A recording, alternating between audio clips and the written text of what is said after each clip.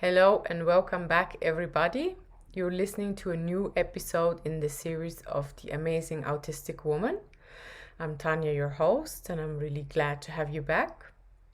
So, in this series, I interview women on the autism spectrum, showing us their everyday life struggles, problems, and limitations. Autism is not something you can see, and therefore, our limitations are usually not visible to the outside. And that's why we are going to talk about these today. Our limitations are real and they can be tough to deal with sometimes.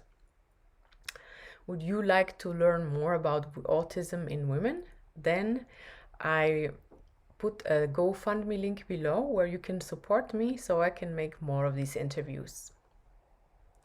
Let's welcome our guest today. It's Indigo. Hi, Indigo.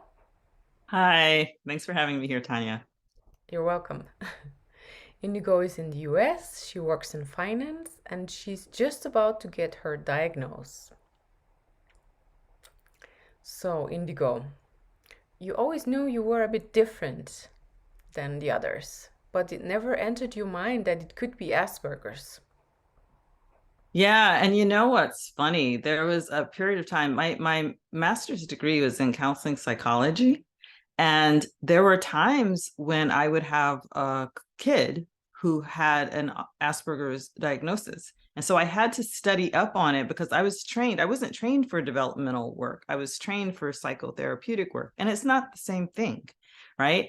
And so like I would have therapy, but the therapists were never diagnosing me because they also were trained for psychotherapy, not developmental. And it's not the same thing. And I think this is something that people don't understand.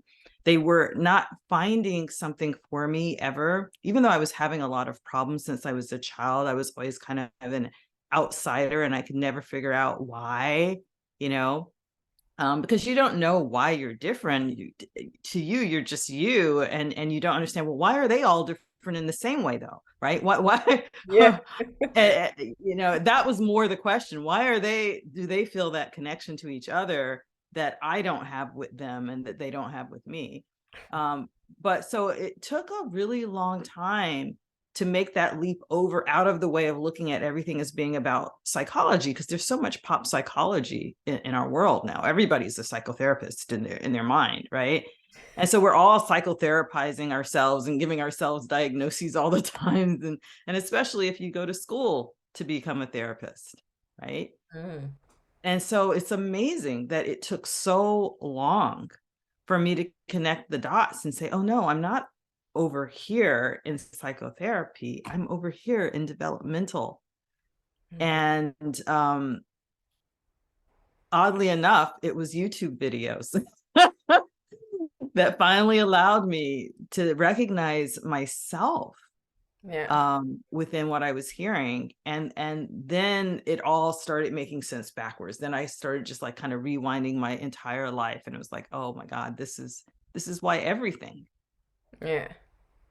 And how long ago was that when you realized that? Less than a Oh, year. It was oh. last summer. So what, we're coming up on summer in like 3 months. So yeah, like 9 months ago. Mm. Mm-hmm. Yeah. After I'd already retired. Like I retired 5 years ago. I did my entire career. I had to make it work. And then finally, yeah.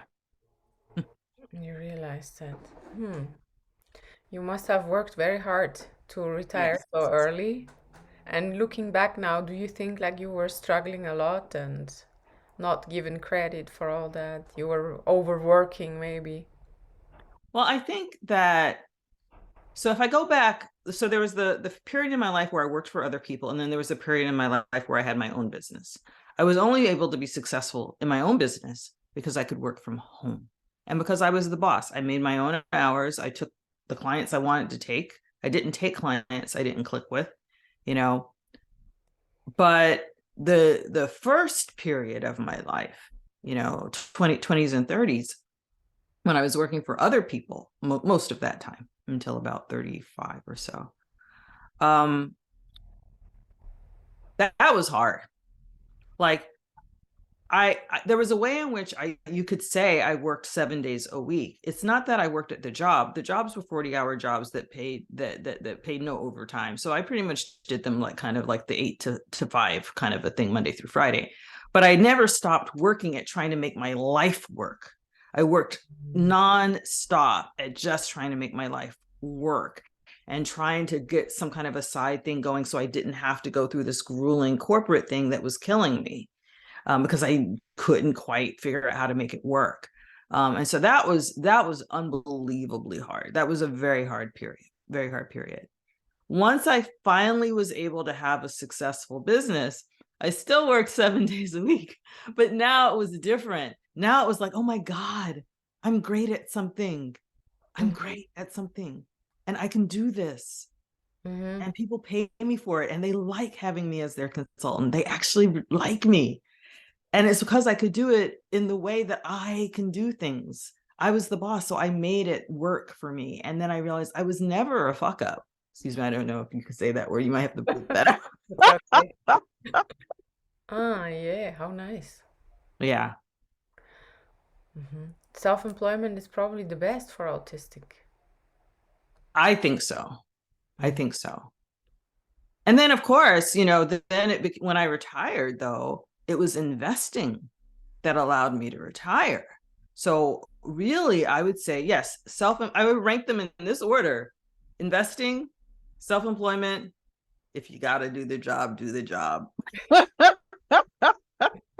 So that you can start your own business or so that you can invest. Okay. Now let's get back to the diagnose. So you're still in the process of getting it.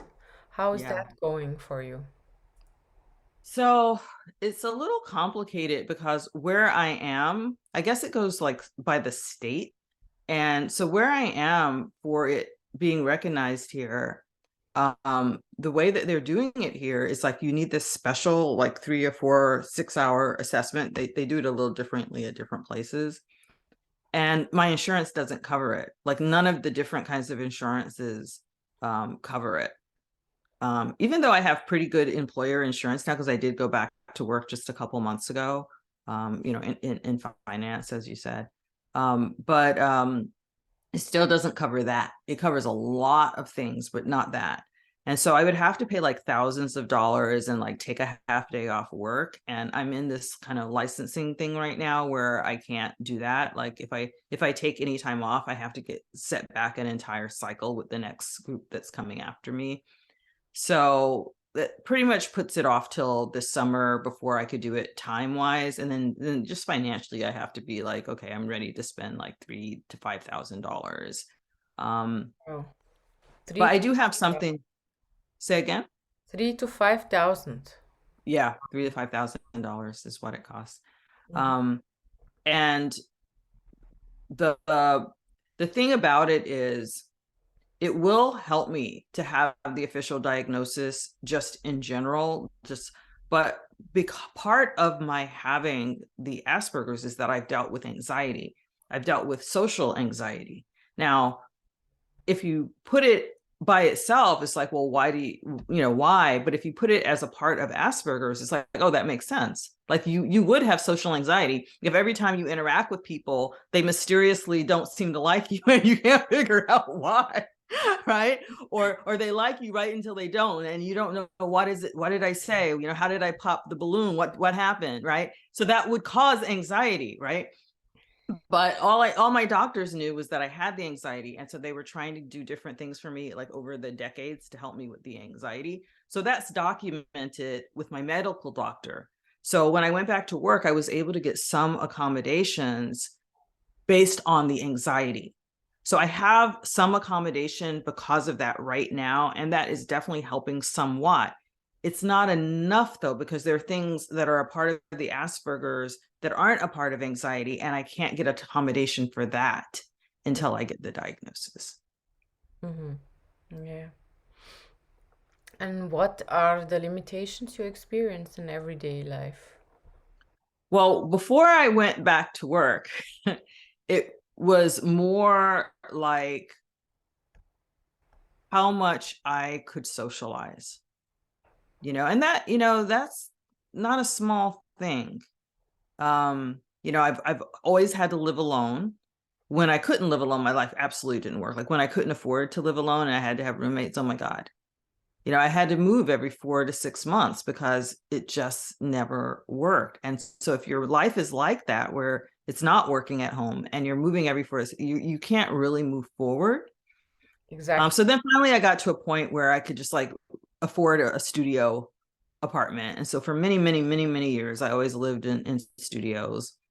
Eventually I got to where I had enough money that I could live alone in a very, very nice home, 4-bedroom on 1/4 acre, but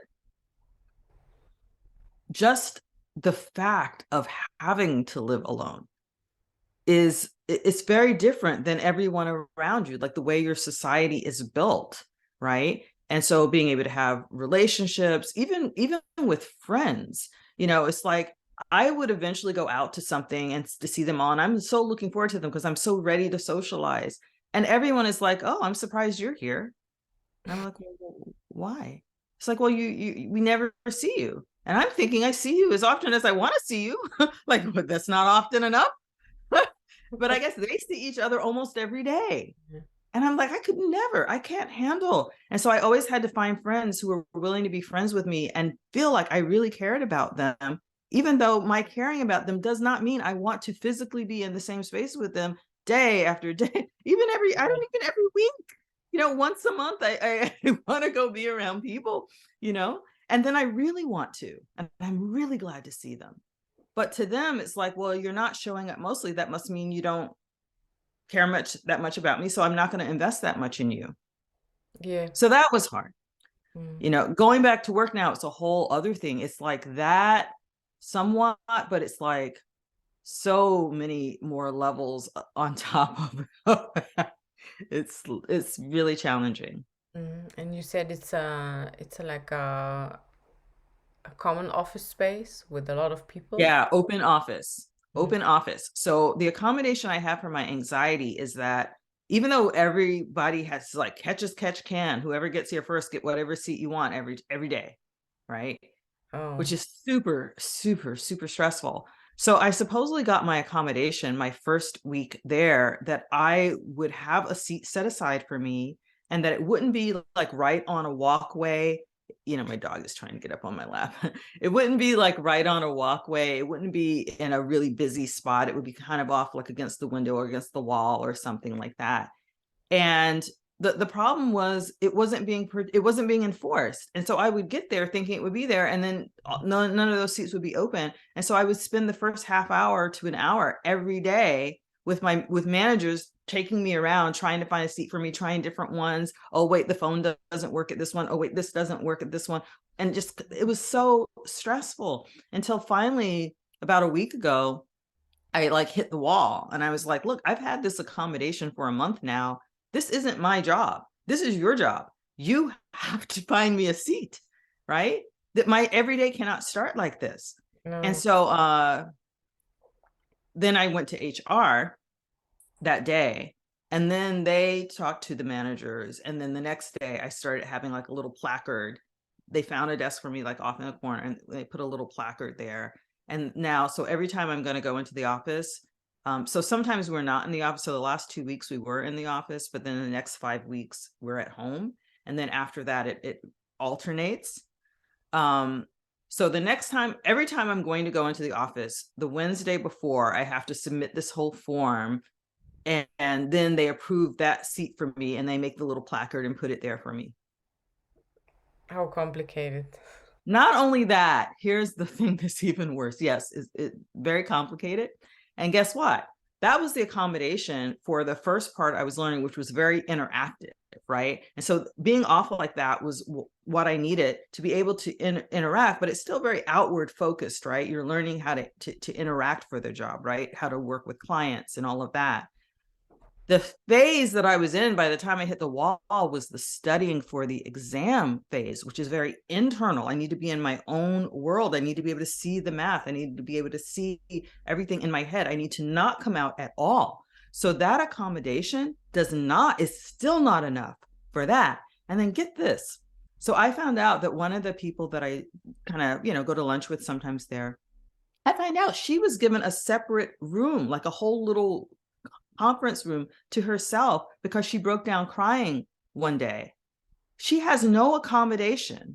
Mm, And so, I see. Yeah. this is the thing. They don't get it. These are not unkind people.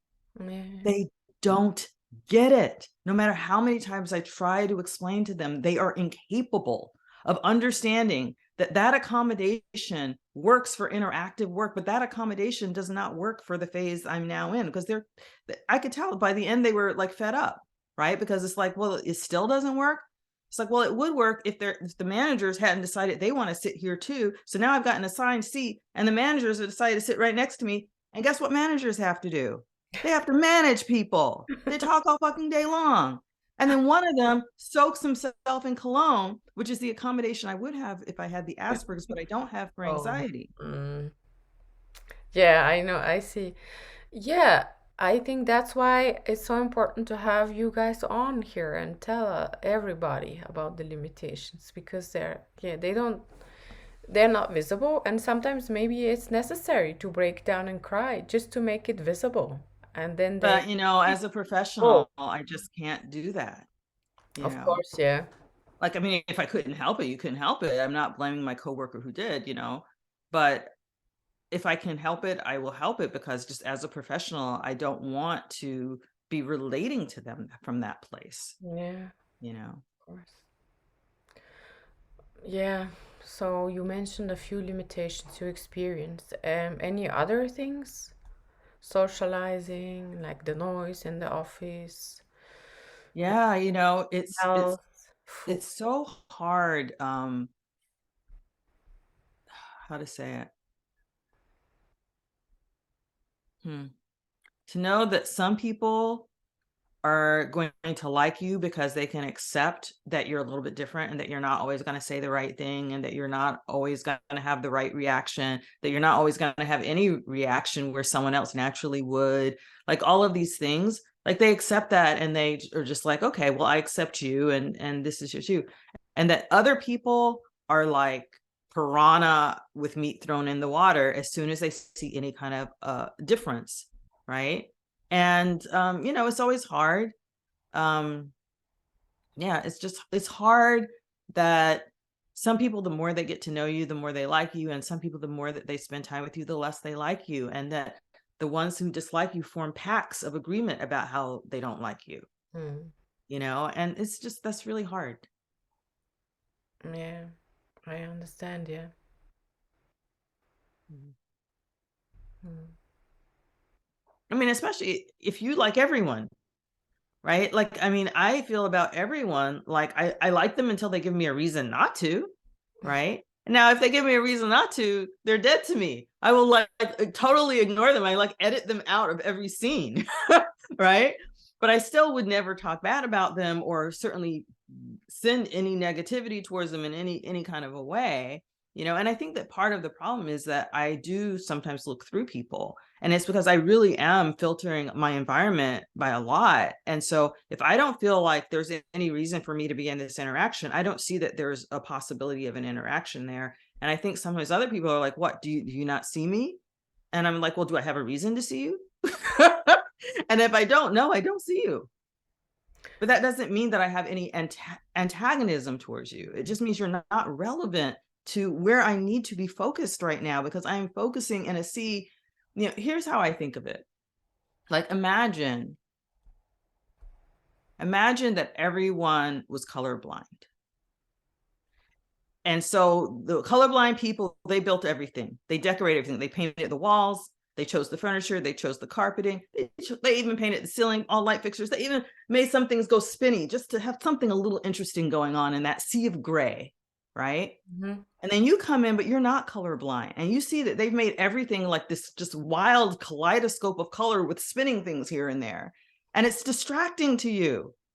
And you're not making it because it's so distracting. They're saying, well, just work harder, concentrate harder, try harder. And it's like, but look at all this going on around me. How can I? And they're like, what are you talking about? It's all Mm. just shades of gray. Just try harder. Yeah. They don't get it because they've never seen color. And you cannot get someone who's never seen color to understand it. Very true, yes. What are the tricks you use to cope with all that? Well, thank goodness. First, it was like living alone and working from home. So I just was alone a lot and had to find incredibly nice, super outgoing people to be my friends who were always ready to go out when I was. That I could always find some. They were so my friends tend to be the most extroverted people you've ever met for that reason. Because whenever I'm finally ready to go, they are always ready to, right? And very kind and very, such open-hearted people that they'll let me come and go as I do and still feel a connection to me. So in that, I guess, I've been very lucky. I haven't been able to have any people stay in my life who weren't like that. So over the years, that's worked out. But now, now that's not enough. Now all of that's not enough now that I'm back at work. But I really want to do this job. I really, really want to do it. And so, fortunately, I did choose a job that's not every week in the office. So now that I made it through that really hard period, I've got 5 weeks at home that I can really thrive. And then after that, it's 1 week at home to one week in the office to 3 weeks at home. So I'm hoping that, choosing a job that's like that, I know that I would not take a 100% in the office job. There's just no point. I know that I will not survive it. So Yeah. why do that to myself? So that's a big, to me, a cope is to recognize your limitations and don't pretend otherwise. And then while in the office, I told a few people, I made connections with a few people and told them that I have Asperger's. So right now there are about a dozen people there who know that I have it. And those people are much more understanding because they know what that means. And they check in on me, so I would say, find some allies, wherever you are, find some allies. Yeah. Yeah. Mm-hmm. But the last thing I would also say is stick up for yourself. Don't worry about being a nuisance. Don't worry if your bosses are going to get fed up with you. It's their job to accommodate your accommodations. That's their job, not your job. Yeah. And if they don't like doing their job, they are the one who needs to find another job, not you. Yeah. Well said, Indigo. Do you want to add anything else? I think that's it. I mean, I could only add just like the inspirational thought, like, it's worth it. It's worth not giving up. I cannot tell you how hard my life has been. It's been really hard, Mm. but I am a happy person and it's been worth it. Mm. Would I wish for someone to have to deal with Asperger's? No. I would wish for everyone to want the same things most people want and to be made happy by the same things that most people are made happy by, so that it's just easy to know what you're trying to do, and that you're supported in doing that, and that people get that will make you happy, and they get that won't make you happy. And there's that sync. Life would still be hard, but you'd be running with the pack, and you would know, well, it's hard for us all. And I would say, yeah, of course, it's so much harder to be an outlier. Of course, to have different things that make you happy than make other people happy, to have the things that make them happy make you miserable, and nobody can get it. That's hard, but do it anyway, right? Do you, and don't try to be like them. Don't pretend to be like them. Don't pretend to want the things you don't want, and to be afraid of things they fear that are actually what you need. Mm-hmm. Good. Yeah, that was very inspirational. Thank you, Indigo. Yeah, it was a pleasure to have you on the show. And to anyone else out there watching, please subscribe and like and share this video, the whole series also. Make sure you watch the whole series so we can show our struggles and limitations to the world. It's easier to understand. Okay, bye Indigo. Thanks. Bye, Tanya. Bye-bye.